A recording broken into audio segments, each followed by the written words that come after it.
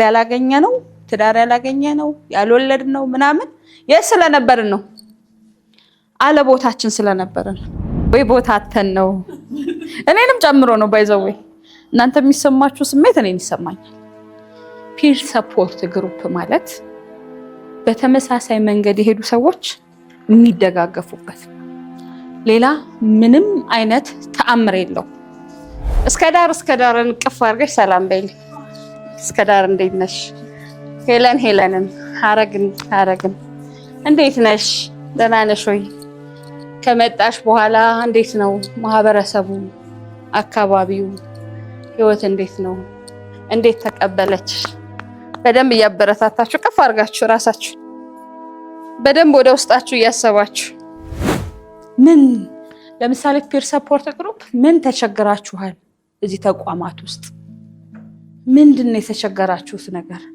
ስለዚህ ተዋያውና በዚህ ሳምንት ላይ እናንተ ጋር ሆነን ምን እናደርጋለን እናስተምራለን እንልና ከዚህ አንድ ቡድን ከዛ ቡድን አድርገን እናዋቅራለን አይደለ ዛሬ ይሄኛው ተወያይቶ ምን ያደርጋሉ ይሰበስባሉ በዚህ ጉዳይ ላይ እንድንወያይ እንፈልጋለን የሚታወቅ ችግር ግን የሚታወቅ ትግስቱ ስለ አንድነቱ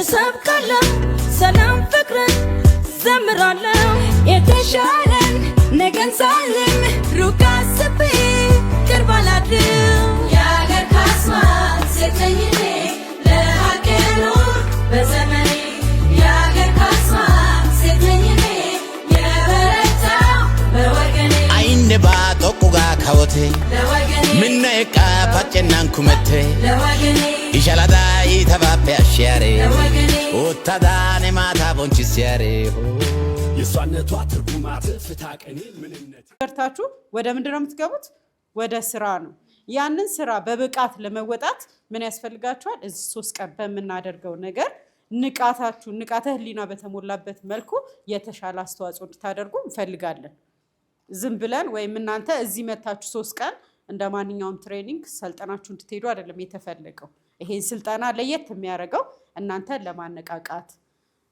አይምሯችሁን ሰብስባችሁ የተሻለ ውጤት ለማምጣት ወደ ስራ እንድትገቡ ቅድመ ሁኔታ ለማመቻቸት ነው እዚህ እኛ ከናንተ በተወሰነ መልኩ ቀድመን ስራው ላይ ስለተሰማራን ያሰልጣኝነት ስልጠና ሰጠናችሁ እንጂ በቀጣይ እኩል በአቻላቻ የሚለው አቻላቻ ነው አይደል ሁላችንም ቁጭ ብለን ሌሎቹን እንደናንተ ተመላሽ የሆኑ አካላቶችን በ3 ተቋማት በመበታተን ስራዎችን ለመስራት ነው ዛሬ ተጠራ ነው አይ ቲንክ በፍኖትም በብሩህ አዲስም አይ ቲንክ ምሳሌ በቀጣይ ነው በአሁኑ በመንሰራው ፕሮጀክት በዋናነት ተሳታፊ እንደምትሆኑ ቅድመ እውቅና ተሰጥቷቸዋል መስለኛል አይደል አሳውቀዋቸዋል አይደል ድርጅቷቸው የተፈለጋችሁበትም ዓላማ ያ ነው እኛ ዛሬ የምንፈልገው ከናንተ በዚች 3 ቀን ውስጥ ንቁ ሆናችሁ ለካስማ በተሰጠው ፕሮጀክት መሰረት ፍኖትም ብሩህ አዲስም ትልቅ አሻራ እንድታሳርፉልን እንፈልጋለን ስለዚህ እዚች ባለችን 3 ቀን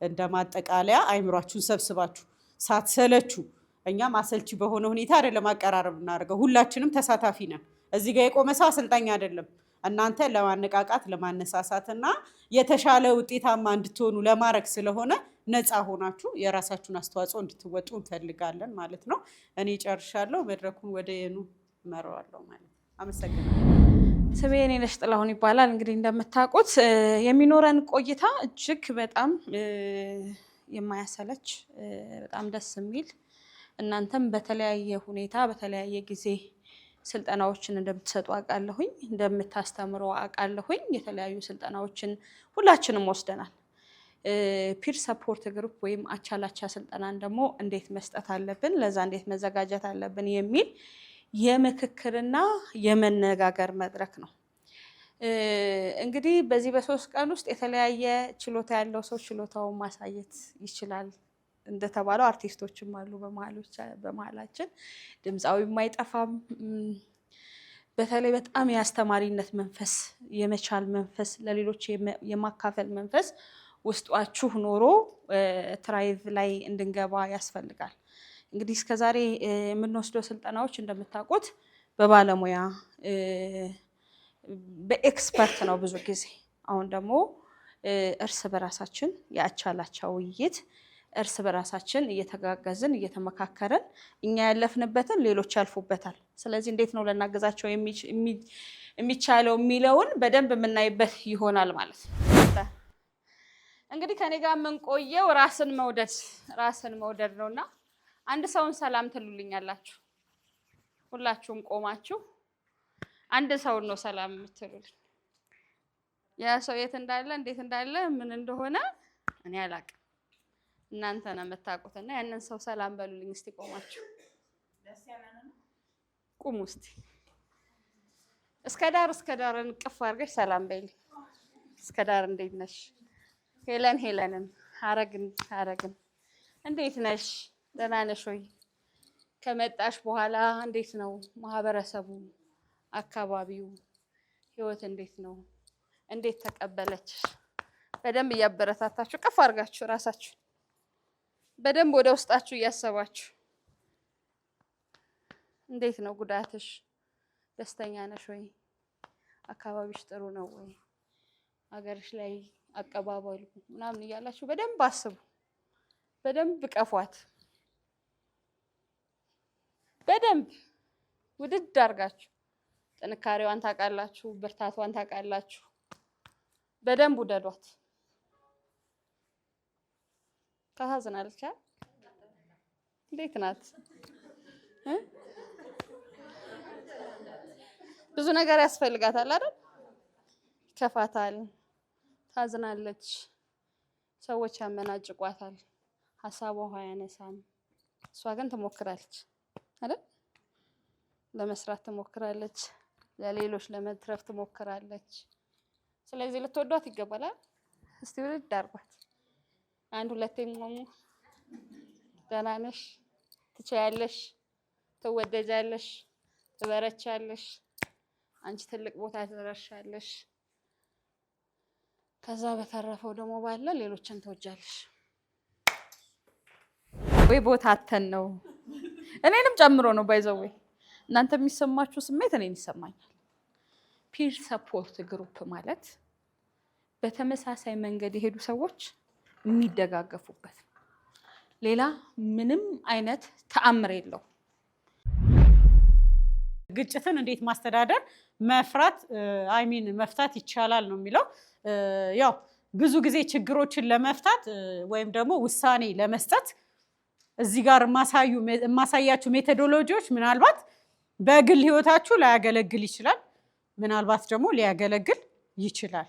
እዚህ ጋር ግን የተቀመጣችሁት እንደ አሰልጣኝ ስለሆነ ነገ ሄዳችሁ ስለምታሰለጥኑ፣ ነገ ሄዳችሁ ደግሞ ሌላው ላይ ፎርዋርድ ስለምታረጉ ይሄ ግጭት ቢፈጠርብን እዛ ጋር ፒር ሰፖርት ግሩፕ ስናረግ ግጭት ቢከሰት እንዴት መፍታት እንችላለን? ቅድም ዘቦን ስታስጨንቋት ከነበረው ከዚህ ይነሳል መነሻው ማለት ነው። ተረድታችሁኛል አይደል? ለነዚህ 7 ስቴጆች አሉት። የመጀመሪያው ይላል የመጀመሪያው አጋማሽ ችግርን መፍታት ሲፈለግ የስብስብ ውሳኔ አሰጣጥ ነው። ይሄንን ስቴፕ እያንዳንዱን ላንከተል እንችላለን፣ ግን በመርህ ደረጃ ሂደቱን ብናውቀው ግን በነሲብ እንሰጣለን አይደል? አሁን እኛ ከተለያየ ካስተዳደጋችን፣ ከባህላችን፣ ከሃይማኖታችን ከተለያየ አኳያ ችግሮችን የምንፈታበት መንገድ አለ። ከዛ መንገድ በተጨማሪ ከአዳፕት ከማድረግ የመጣ ነው።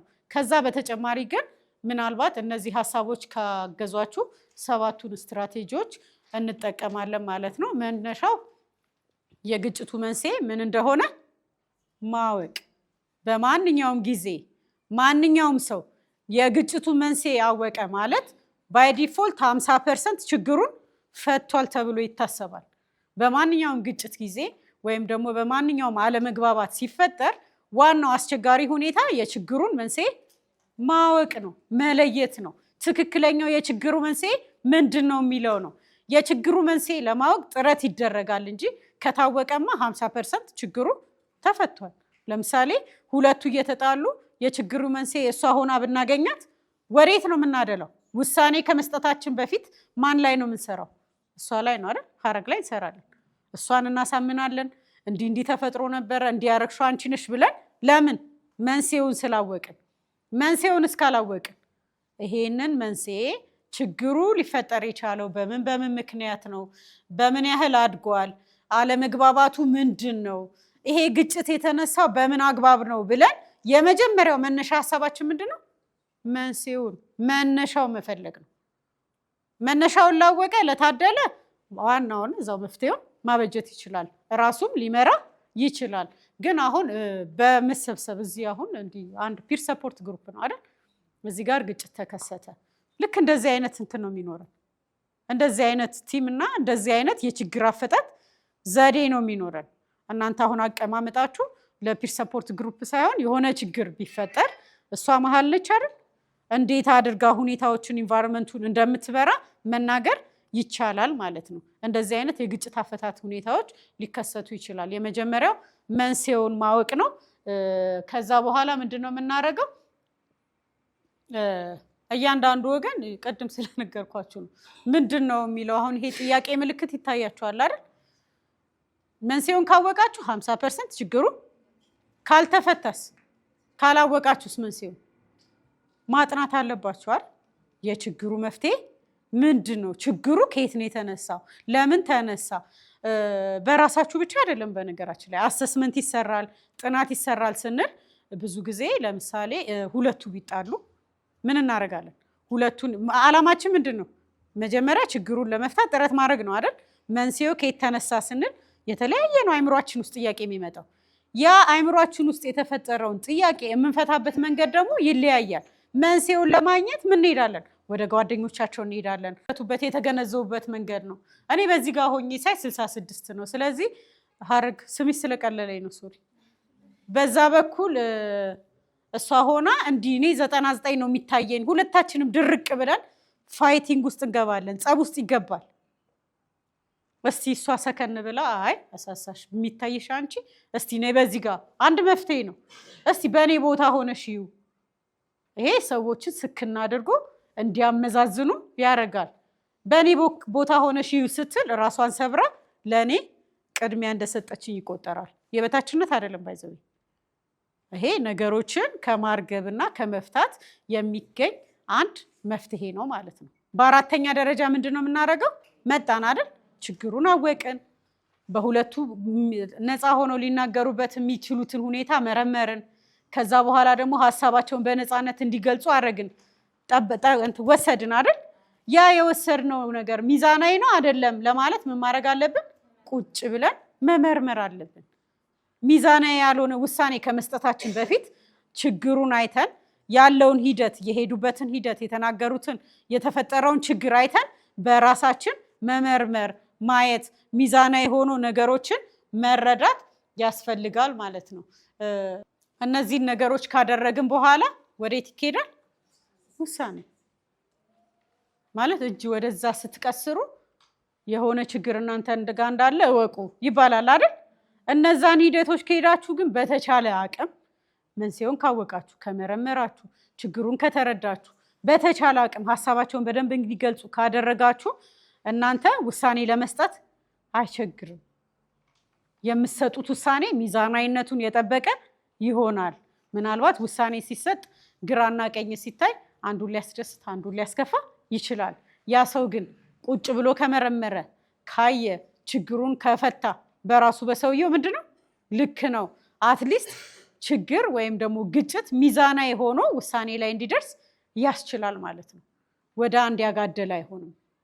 ወደ አንድ ካጋደለ ደግሞ አላስፈላጊ የሆነ ሰው ሊጎዳ ስለሚችል ችግሩን በአግባቡ ተመልክቶ መፍታት ያስፈልጋል ማለት ነው። ይሄን ውጤታማ የሆነ ውሳኔዎችን ደግሞ ለመስጠት የተለያየ ነገሮችን እንጠብቃለን። ያው ውሳኔ ሂደት ነው። ሂደት የሆነበት ምክንያት ከየት ነው የመጣ ነው? ቅድም ከየት ተነሳን? መነሻው ላይ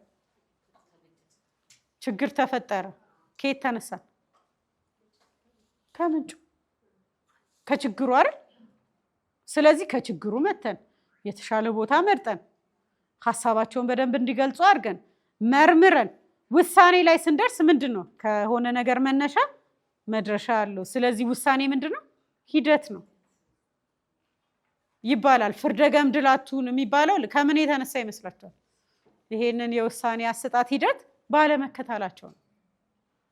ፍርደ ገምድል ማለት ዝም ብሎ ነገሮችን ሳያዩ እዚህ ጋር የመውቅረጥ ስራ ሲሰራ ማለት ነው።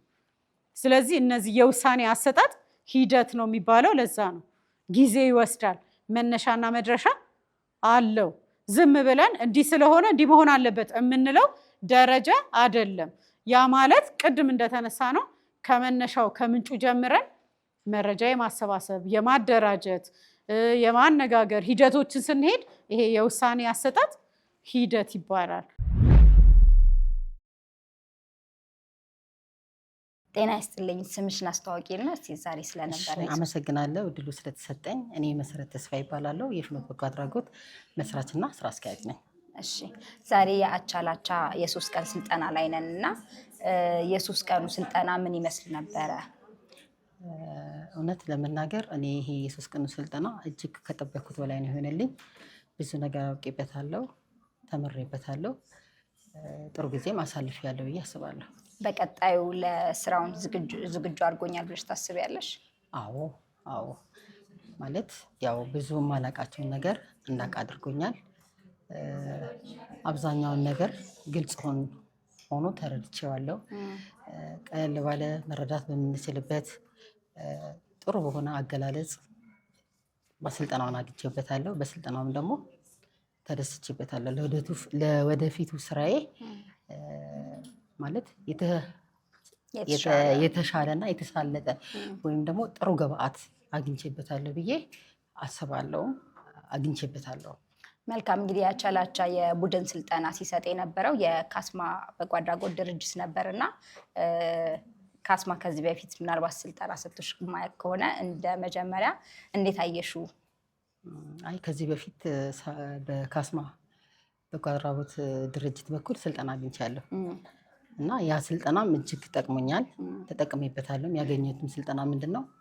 እንደዚህ ከፍልሰት ተመላሽ የሆኑ ሴቶችን በሲስተር የምስራች ሙያና ቴክኒክ እዛ በነበሩበት ሰልጣኞች ያው ካስማም የራሱን ትልቅ አስተዋጽኦ አድርጓል።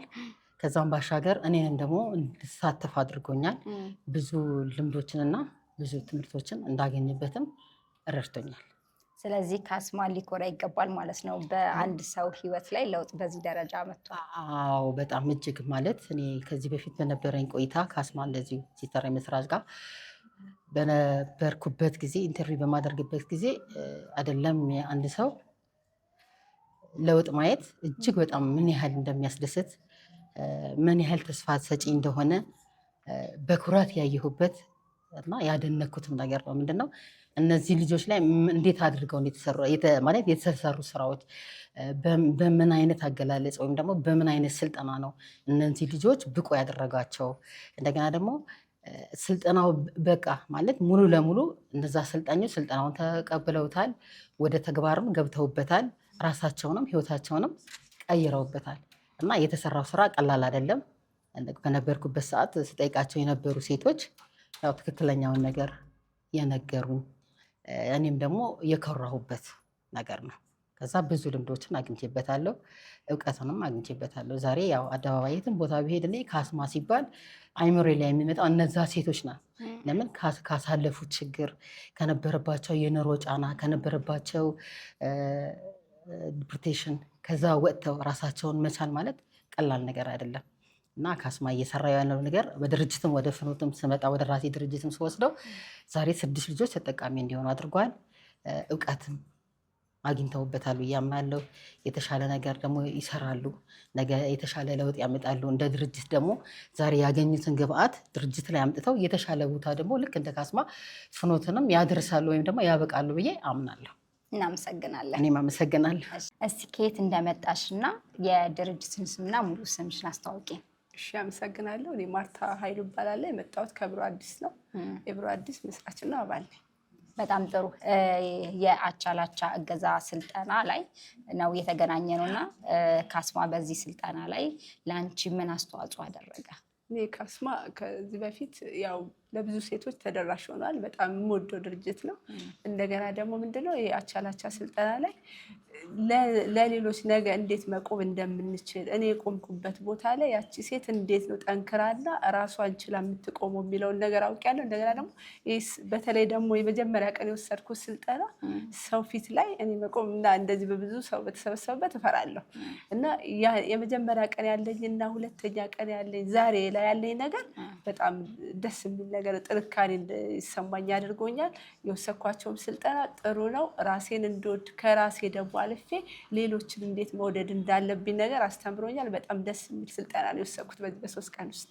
መልካም። በስልጠናው ላይ ተጠቃሚ ሆኛለሁ እያልሽ ነው? በዚህ ስልጠና ላይ በጣም ብዙ ነገር ተምሬበታለሁ። በጣም ብዙ ነገር ማላቃቸውን ነገሮች፣ እንደገና ድፍረት፣ እንዴት ለራሴ ጊዜ መስጠት እንዳለብኝ፣ ቦታ መስጠት እንዳለብኝና ራሴን ብዙ ነገር እንዳውቅ አድርጎኛል። መልካም። እጅግ በጣም እናመሰግናለን። እኛም እናመሰግናለን። በ3 ቀን ቆይታ ውስጥ ምን ነበረ?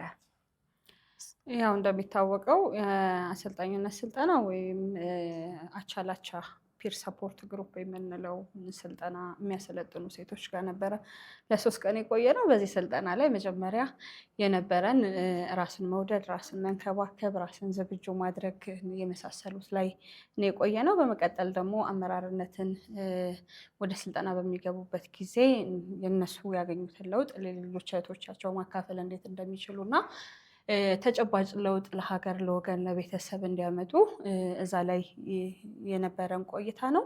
ዛሬ እንግዲህ ወደ ስልጠና ተቋማቸው ሲሄዱ ከተለያዩ እህቶቻቸው ጋር ጓደኞቻቸው ጋር ሆነው በአቻላቻ ውይይት ሌሎችን እንዴት ማገዝ፣ እንዴት ማብቃት፣ እንዴት ማንቃት እንደሚችሉ በደንብ የተማማርንበት የተጋገዝንበት ስልጠናውን ካስማ ቢያመቻችም ሁሉም ሌሎችም ድርጅቶች በደንብ የተሳተፉበት በደንብ ሀሳብ ያመጡበት ይበልጥ አንድነታችንን የኛ ለምንለው ማህበረሰብ በጉዳት ውስጥ ላለፈ ለተመላሾች ለተጋላጮች እንዴት መስራትና እንዴት መድረስ እንዳለብን በደንብ የተወያየንበት አቅጣጫዎችን ያስቀመጥንበት ትልልቅ ሀሳቦች የተነሱበት እና ደስ የሚል ቆይታ ነበረ። እንግዲህ በዚህ ዙር 25 ምንሆን ሴቶች አቻላቻ ቡድን ስልጠናን ሌሎች እህቶቻችንን ለማገዝ ለማብቃት በደንብ ጠንከረ የተማማርንበት ጊዜ ነበር።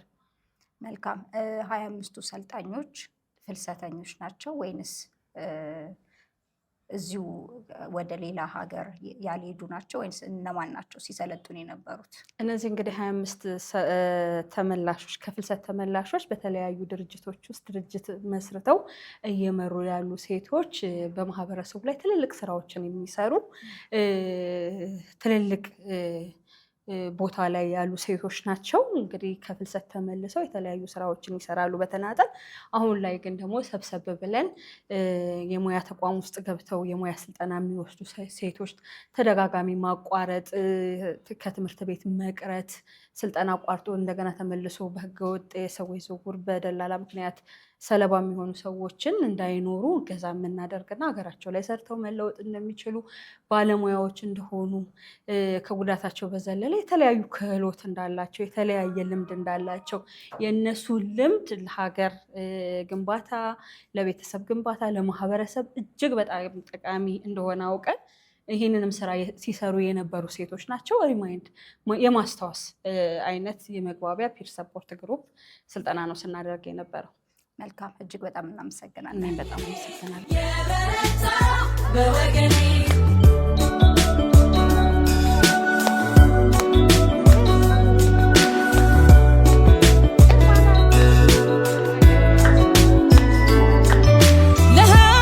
ለሀገር አድባር ለምድሪቱ ተስፋ ነችና መንፈስ ብርቱ ተስፋ ነችና መንፈስ ብርቱ ጠቢለዩ በማስማማቱ ቂምን ማርከሻ አላት ብላቱ ጥበብ ብልሃቱ አላት ትዕግስቱ ስለ አንድነቱ እሰብካለሁ ሰላም ፍቅርን ዘምራለሁ የተሻለን ነገን ሳልም ሩቅ አስቤ ቅርብ አላድርም የሀገር ካስማ ሴት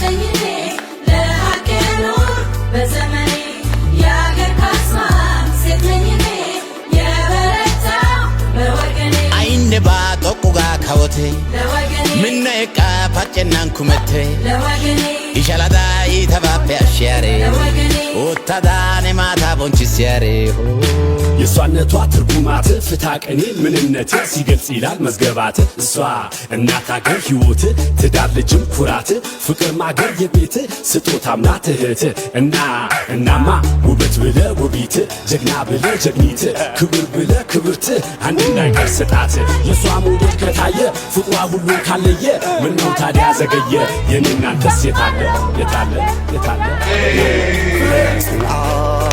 عقلي تصفى فغري برهان مسقادري مراهيتنا هيوت فلاتي يا حاكي كوانيت يا كله امنتي يا وركي شمعة برهاني يا مفتحنا يتيجي كاليت يا كله واي كما اسيلن هذا